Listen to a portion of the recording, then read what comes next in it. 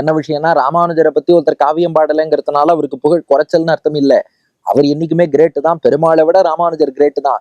ஆனா அதை புரிந்து கொள்ளாமல் மக்கள் இருக்கிறார்களேங்கிற தன் வேதனையை சொல்கிறார் அமுதனார். இப்ப பாருங்க, இந்நீழ்நிலத்தே, இந்த நீள் நிலம்னா நீண்ட உலகம், பறந்து விரிந்திருக்கக்கூடிய உலகம். நீங்க பாருங்க, உபன்யாச ரெக்கார்டிங்க சுவிட்சர்லாந்துல இருந்து பண்றோம் ஒரு உபன்யாசத்துக்காக.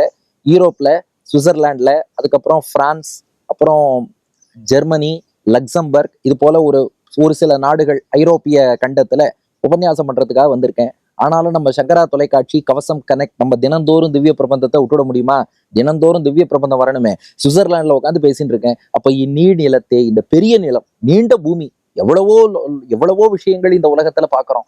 இந்த உலகத்தில் என்னை தன்னை தாழ்த்தி சொல்லிக்கிறார் திருவரங்கத்த முதலார். என்ன போல தாழ்ந்தவன். இந்த பெரிய உலகத்தெல்லாம் நினைச்சு பார்த்தா நாங்கிறவன் இந்த உலகத்துல ஒண்ணுமே கிடையாது. உலகத்துல பாப்புலேஷன் எவ்வளவு சொல்றோம். என்னை ரொம்ப தாழ்ந்தவனா, ஒண்ணுத்துக்கும் லாய்க்கு இல்லாம ஒருத்தன் இருக்கேன், என்னை திருத்தி பணிகொள்ளணும்னா ராமானுஜர் பார்த்தார்.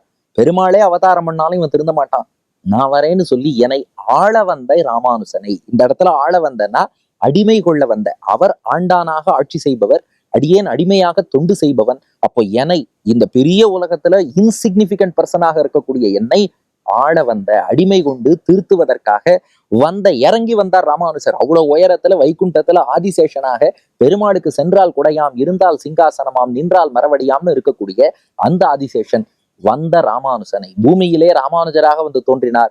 அப்ப அவர் பெருமையை பார்க்கும்போது என்ன பண்ணணும்? இரும் கவிகள், கவினா கவிதை, போயட்ரின்னு அர்த்தம். இரும்னா விசாலமான பெரியன்னு அர்த்தம். இருங்கவிகள், அவரை பெரிய பெரிய கவிதைகள்ல ராமானுஜரை துதிக்கணும். இப்ப பெருமாள் ராமனாக அவதாரம் பண்ணார்னா 24,000 ஸ்லோகம் வால்மீகி ராமாயணம்னு பாடினாரா இல்லையா? கம்பர் 10,000 பாட்டு கம்பராமாயணம்னு பாடினாரா இல்லையா?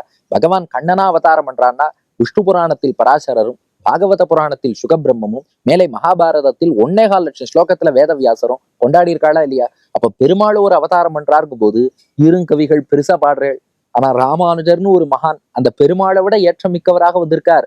இருங்கவிகள் புனையார், புனைதல்னா இயற்றுதல், புனையார் இயற்ற மாட்டேங்கிறா. அப்போ நினையார், மனசாலையும் நினைக்க மாட்டேங்கிறா.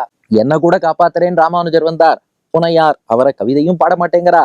அதுக்கு மேல யாராவது கவிதை பாடினா நாம தான் ராமானுஜரை நினைக்கல, நாம தான் கவிதை பாடல, அவரை கவி பாட எத்தனையோ மகான்கள் இருக்கா, அந்த மகான்களையாவது போய் துதிக்கலாமே, அதையும் யாரும் பண்ண மாட்டேங்கிறா.